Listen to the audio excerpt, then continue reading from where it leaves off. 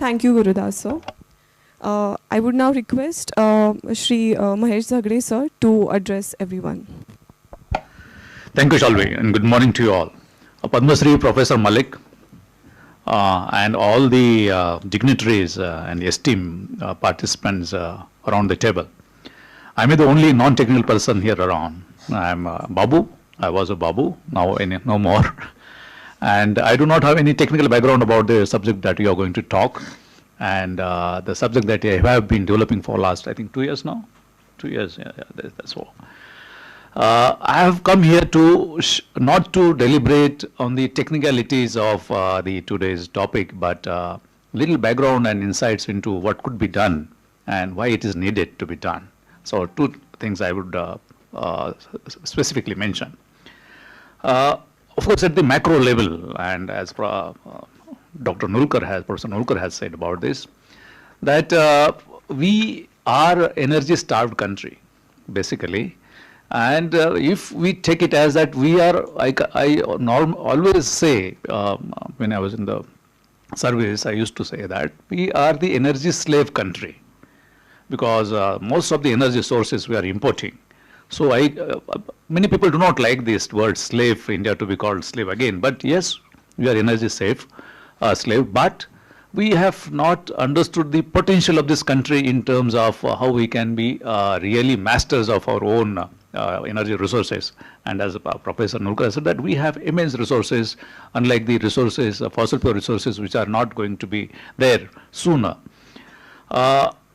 It's not just the energy slave, being energy slave country, it's also like a climate change. We are contributing a lot because of the large, vast geographical areas and the population base. Although we do not own it, we consider that US and the developed economies are major contributors to the carbon. Of course, they are there. But as we develop, we are also going to contribute as much as they would be they are doing if we do not change the ways and where they have failed in keeping this planet clean.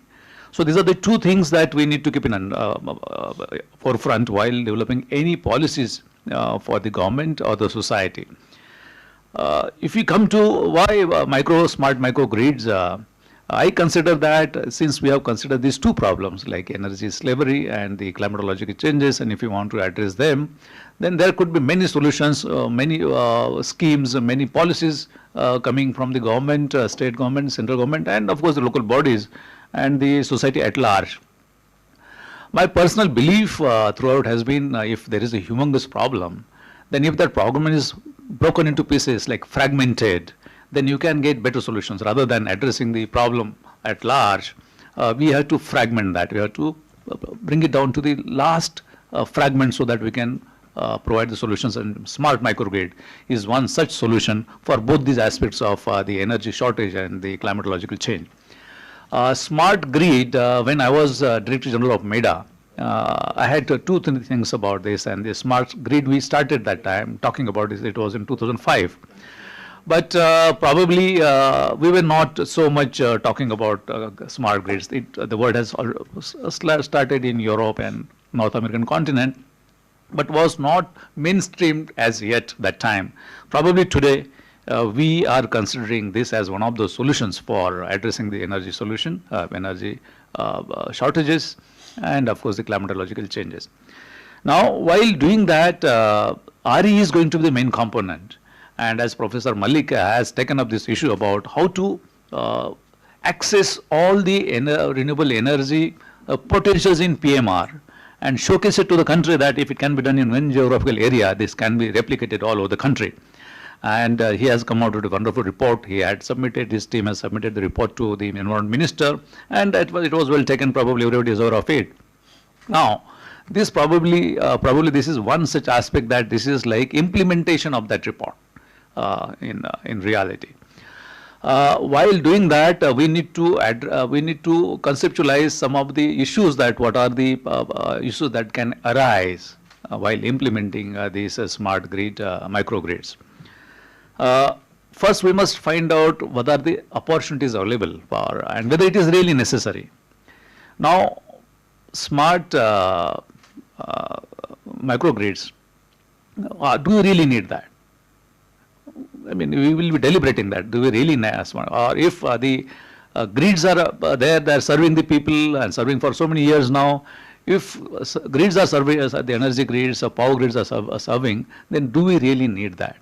Of course, there is need because of power losses and so many things, outages, everything, and most of these generating energy power generators are based on fossil fuels.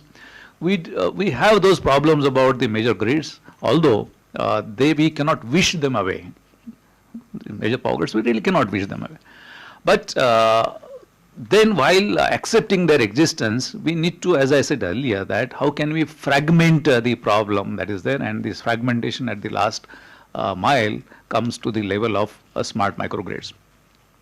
Now, small microgrids, here we have to restrict it into a geographical area, and especially a geographical area with some statutory connotation to it. Maybe it is like a regional development authority, or a Jila Parishad, or Panchayat Samiti, or village panchayat, a society, housing society, municipal corporation, or township, whatever you feel that. So we need to create some kind of identification of where microgrids can come. When our paper starts developing, we have to have that.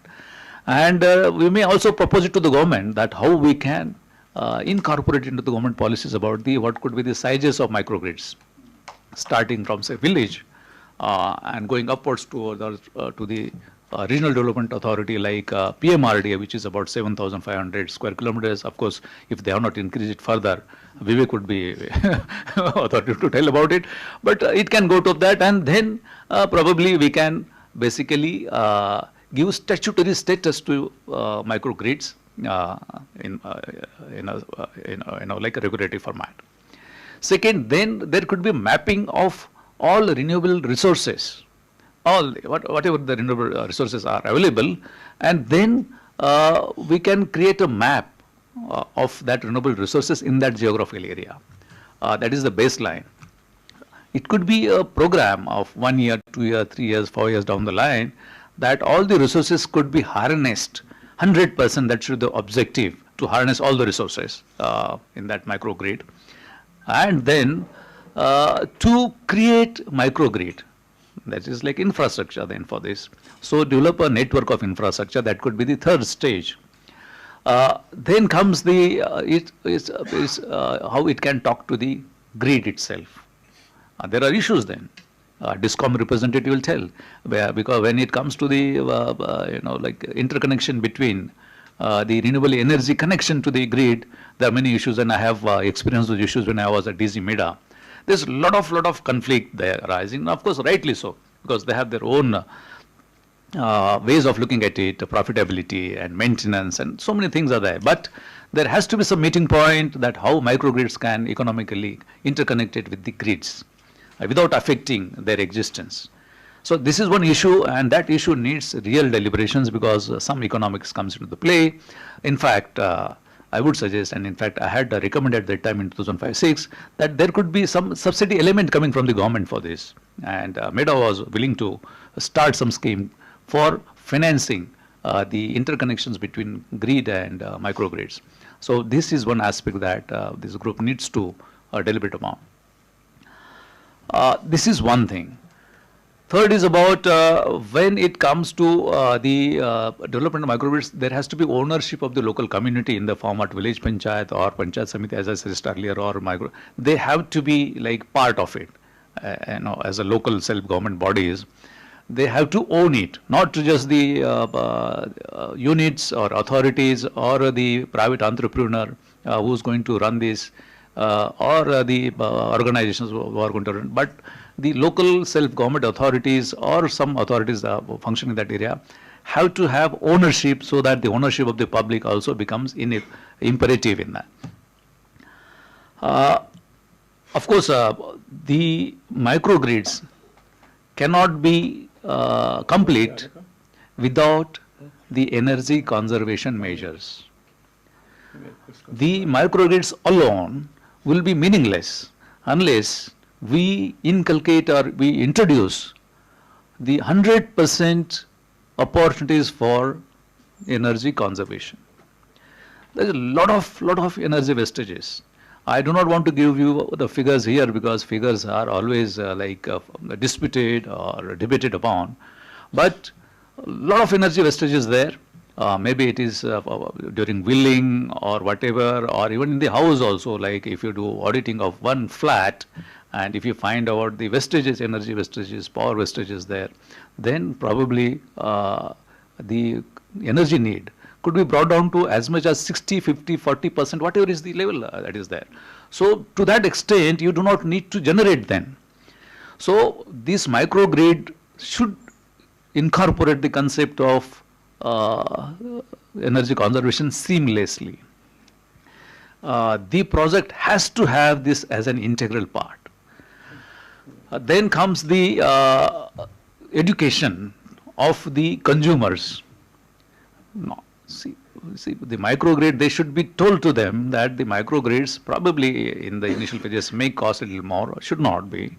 But then the cost can be compensated through the energy conservation methods, and then this can be economically sustainable venture. So these are the issues that we need to do, and then create a very robust document so that we can take up to the authorities like the energy minister, power minister, the secretaries of the concerned department, urban development department, rural development department, and of course the field offices like director, the MEDA, Mars Energy Development Agencies, and the local authorities. This has to be a very concentrated effort. However, my understanding of the functioning of the government, if we have a good document and if you tell them that this is good for you, as to the politicians, that this will add to your marketing value during elections. This is one, we have to do that. And to the bureaucracy also, that yes, you have achieved something during your tenure, that this, if you do it, and this is very short term. It's not that it has got gestation period of 5 years or 10 years, nothing. Within 6 months, you can start showing the results. If energy, I had started during MEDA days, the energy auditing done by the students themselves. Like I had the program of reverse education for energy conservation. So we used to tell the students in the class like standard 4 or 5 and 6, and they used to tell that, when you are not in the room, switch it off, geyser how much time, and that used to pay good dividends. So this is how we have to tell everybody, and I think this gestation period is very short. Again, we have to also go to the local authorities for telling them to incorporate such aspects into development control regulations. What happens, these departments, they do not talk to each other. See, government is such organization, we may be talking to, this may be roundtable, but this roundtable doesn't happen in government. We are averse to talking to each other. We consider ours to be mine to be fiefdom of my department, and why other departments I should be considering. No, that's a legacy of right or wrong, but it is there and it's so concrete. We do not, and if I am transferred to another department, probably I will give a classic example in the energy sector only. One power plant was to be established at Dahanu, fossil fuel plant based, and there was a secretary who was power secretary, but additional charge of environment secretary was also with him. So as a power secretary, he used to push that project, and as environment secretary on the file, he used to oppose that. So this is how it happens. P. Abraham, good. I mean, he was a very nice officer, and he himself told me that, Mahesh, see, this is what has happened, and this is the beauty of governance. He considers beauty. I consider this has to be like the major threat to the administration.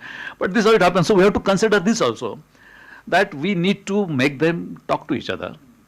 Otherwise, such nice, beautiful, workable projects gather dust in the, too many such volumes remaining in the cupboards of the government everywhere. So we need to do that. I don't think I have to tell anything more about this, because I normally scared of speaking in front of the experts of that field. So I wind up here. No, I'm not. Thank you very much for Nene, and I am always with you. If it comes to that, if the report is to be taken to the government, and in fact today only, There's going to be a meeting of the Deputy Chief Minister, who is also, I think, heading the power department, with MEDA. If the report is ready, it is my responsibility to take it up to him and to tell him that this is what report is. So this can be done. So everybody around the table should be very positive about this, and to see the, I'm one person who doesn't like to wait for too long. It has to be 3 months, 4 months, 5 months. Otherwise, it's meaningless. So let's do it on that lines. And thank you very much. This report will be ready in 1 month. Wonderful. You have better ideas than me then. Thank you very much. Thank you for having me here. Thank you so